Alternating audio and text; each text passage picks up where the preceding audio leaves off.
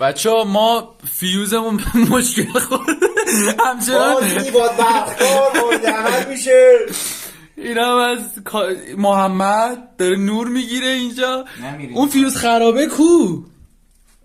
برو بیار محمد منو هول نکن. من نور رو نگرم بیا من نه نور نمیخواد نیواد همینجوری داره اوکی میکنه. ببین من یادمه اینو که وا کردم مثلا اینا این شکلی بودن. من دارم سعی میکنم یادم بیاد این خرابه بود دوستان. مثل همون قبل ببندم.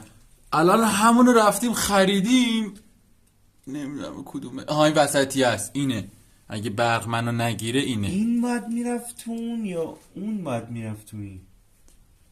داداش فقط به فاشمون ندی تو رو خورا.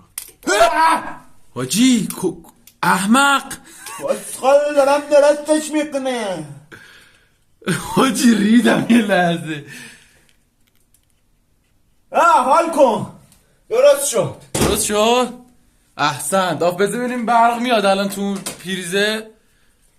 من از وایسا قول خدای برق ممنونم که ما رو زنده گذاشت. محمد این مرد صدام کن.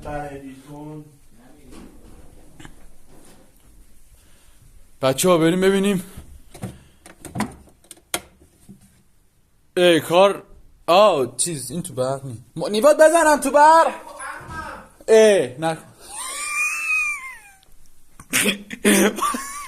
What the fuck ندارم تو برق. نخره. خب احمق من دارم به محمد میگم اینو پریزو بزنم تو برق چرا هیچی نمیگی؟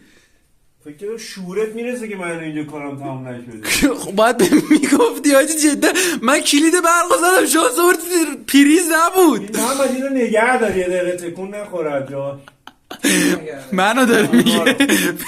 اون اصلا تحت کنترل هیچکی نیست. وای خدا. نیواد خوبی؟ این تو همین بود دیگه. آفرین نترس. وای سیس نیواد رو نشد. برو دست نزن بچه. وای خدا. خواب داره. وای آره خیلی. نیواد چی میگی؟ وای خدا. نیواد الان وقتی اون سیم خالیه پس الان چرا برق اومد؟ خونه خیلی عجیبه نیما. دقیقه صحبت نکن آقا. باور کن محمد نیواد نمیداره چه غلطی میکنه. الان میبینیم سیم کشی از داخل یهو میسوزه. مثلا کل خونه از تو آتیش میگیره. میبینیم گچاش پخته مثلا. خب زنده میمونیم آقای دکتر. الان برو ببین کار میکنه. بزنم تو برق. نایسته آقا بریم بزنیم تو برق. آماده ای؟ آقا زدم. نه کار نمیکنه. الان چی؟ نه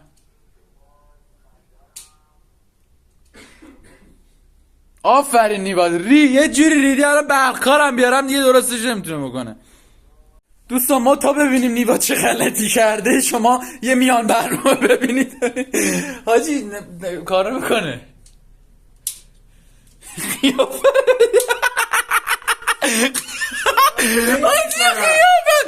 قیافت حاجی اینجوری که من چه گویی خوردم. قشنگ همین جوریه. بچه یه سیم وصل کرده بود برق داشتیم. آره خیلی چیکار کردی؟ چه تو پرت نگه آقای کلید خراب بود من عوض کردم.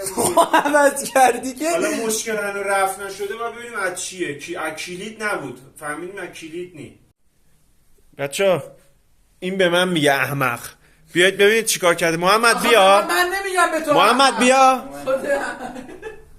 نیما رو فرستادیم چک کنه. آیسا آره اینو بزنم رو دوربین جلو.